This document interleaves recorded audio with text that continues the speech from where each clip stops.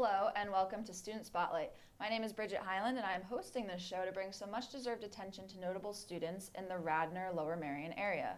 Today we will be talking to Episcopal Academy's Hollis duPont, who was awarded Mainline Student of the Week in March for her academic and extracurricular success.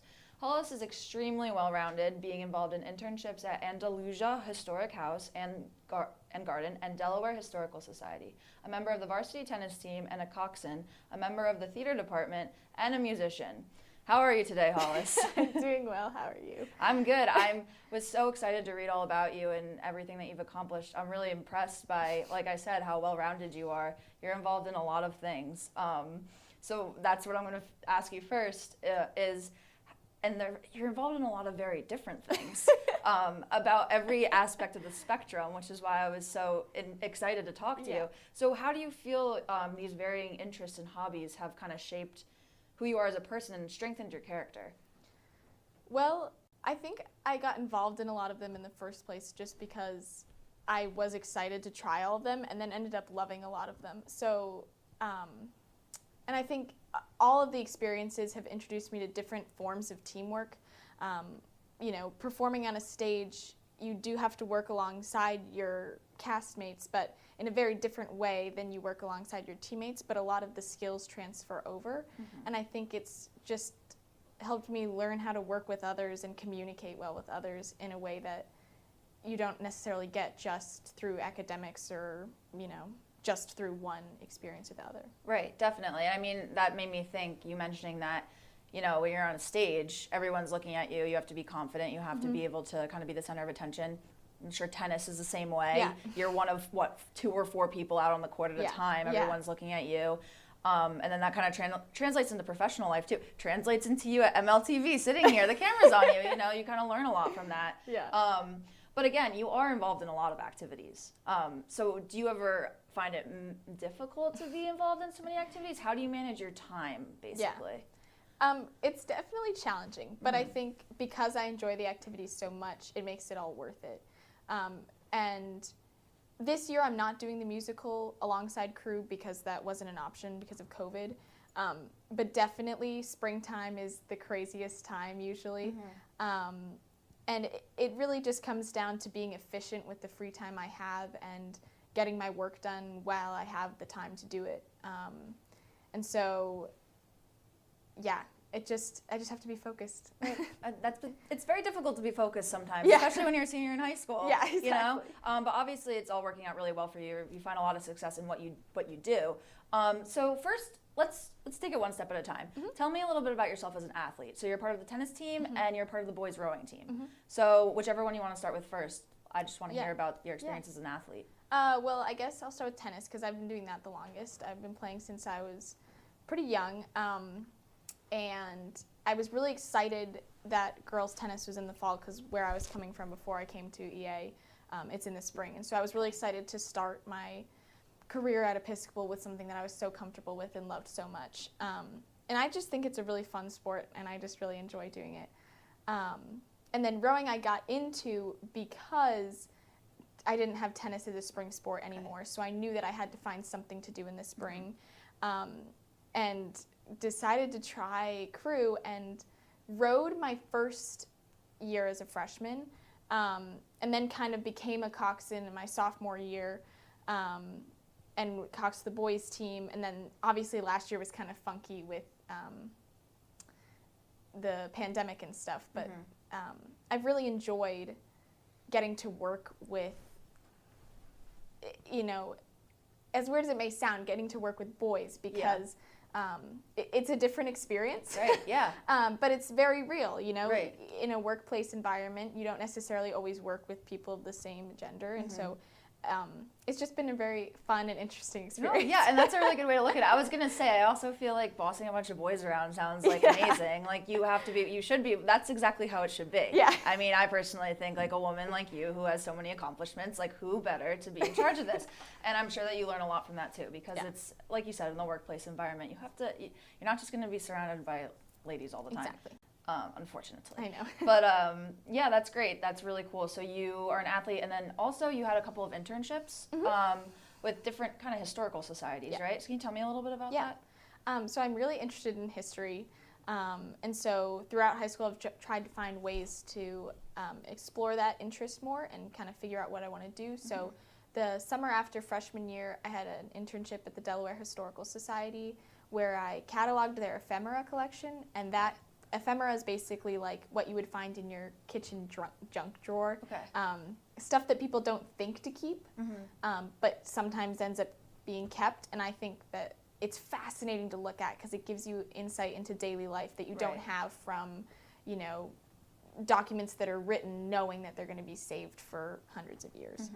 And then the summer after my sophomore year, I, like you said, had an internship at Andalusia, which is a beautiful 17th, 18th century house on the Delaware River.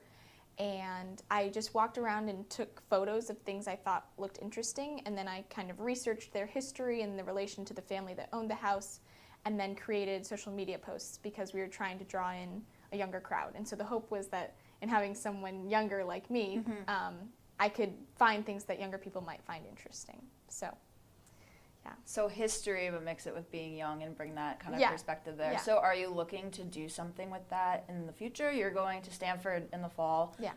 Is that what you're studying? Are you studying something else? What's your plan? Yeah, well, I'm going in intended major classics or anthropology, which is, you know, historical, but it's not straight up history. But to be honest, I don't really know what I'm going to end up majoring in because I'm curious about a lot of things, and I could see myself kind of veering off on different paths once I get there, so we'll see. Yeah, I mean, it's great to have an open mind. I'm not, you obviously can probably excel in a lot of different things, but you mentioned potentially majoring in classics, and you were the co-president of the Classics Club at Episcopal Academy, right? So what do you do in that, and what are some of your roles as president? Yeah, well, Classics Club this year has kind of been a little quiet because one of our main things in the past was having movie nights where we would watch a movie, you know, like Disney's Hercules that's kind of ancient Greek related, and then we'd eat dinner having Greek food, which is, you know, vaguely classics related. But it was just fun. Yeah. It was really fun. But obviously that's hard to do with COVID. But last year, right before the pandemic, we took a team to the Princeton Care Tommen tournament, and Care Tommen's like a Latin quiz bowl game. And Episcopal had it a few years ago, but they hadn't had it while I was in high school, so we mustered up a team and took a team, and we didn't do very well. But it was really fun and a great experience, and I hope that, you know, even after I leave Episcopal, I hope that they continue that and keep taking teams, because it's a great opportunity to get involved in classics outside of the classroom. And that's making classics sound fun. Yeah. I mean, and I feel like that draws in some more people because that can sound a little bit intimidating. I was like, oh wow, this girl reads some dense stuff when I read that. But staying on that academic track, you had a couple of awards. I saw you won the Chicago Book Award. Can you tell us what that is and how you went about receiving that award? Yeah, well, it was totally a surprise to me. When we were at the award ceremony and they called my name, I was shocked. But basically, I think the award is just for having an active mind and being curious about a lot of things and making connections across disciplines, and just being super engaged in the classroom and with extracurricular activities. Well, I think you just exactly described yourself based on what I know about you so far. So you sound very well deserving of that award. That's cool. I also read about you that, because you know I did all my research. I read that you are chronicling students' experiences during COVID at Episcopal Academy. So what does that mean exactly? Yeah. What does that look like? Yeah, so this is, again, kind of me trying to find ways to explore historical documentation throughout my time in high school. And obviously, I had an internship lined up for this past summer, but that obviously didn't work out because of COVID. So when I was in quarantine, when school shut down, I just felt like this was such a, you know, historically significant time period, and maybe I was wrong, but I didn't feel like people were recording it and recording how they're feeling in day-to-day experiences. And so I just decided that I was gonna text a bunch of people and tell them to send an email to an email account I had created specifically for the purpose, and just ask them to talk about whatever they wanted to talk about.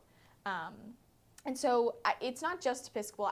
Obviously it is mostly Episcopal and a lot of my friends and teachers, but I do have some other people that I know, some of my mom's friends, and because I was just trying to get as many people as possible to contribute how they're feeling, and in the hopes that somehow, some way, someday, it'll be valuable to some historian. So. Right. I mean, you're using your love for history, but you're also kind of creating a cathartic way for people to get out their feelings about being locked up and going through a pandemic. I mean, it's two birds with one stone. Exactly. You're helping people, and you're also, potentially creating history. That's really cool, and that's a very creative way to think about it.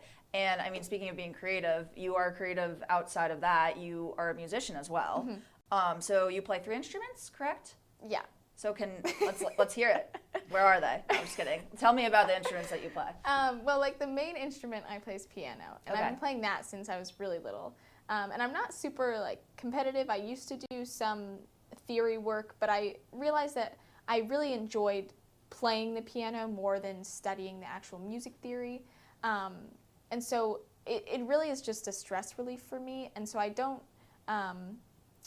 I don't set out goals for myself to learn new pieces. I just play whenever I feel like playing, and I'm lucky that I have enough songs memorized that I can just sit down at the piano and play at whatever tempo and dynamics I want, and it really translates my feelings and helps me, process things. Mm-hmm. And then just kind of as a side thing, I also picked up ukulele. Cool. Not very good at it, but it's fun to mess around with. And then I also joined EA's drumline, which was something I did, just decided to do at the beginning of my junior year, and I have absolutely loved it. Great. And have a lot of fun practicing with the other drummers, and I think my experience playing the piano translates to it, so it makes it pretty easy and relaxing. It's super cool. So your hobbies are relaxing, obviously.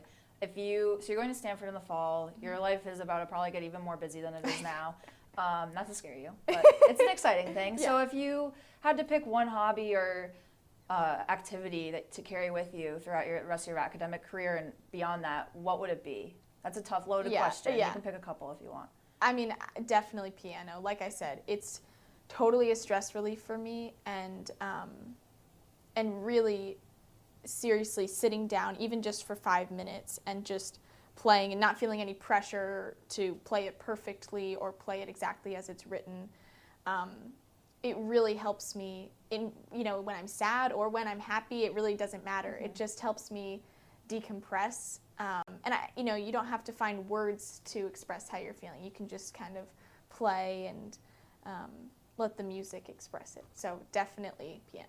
Yeah, so basically that's your one opportunity to relax in the midst of all of your activities. I mean, clearly you handle your time very well, and you're super well-spoken, and you know what you're doing, and you're going to go really great places in the world. And I'm really excited to see what you do, and I'm excited to see what activities prevail in the future, and what you end up majoring in. That's going to be a really exciting journey for you at Stanford. But thank you so much for being here today, Hollis, and sharing your story and experiences.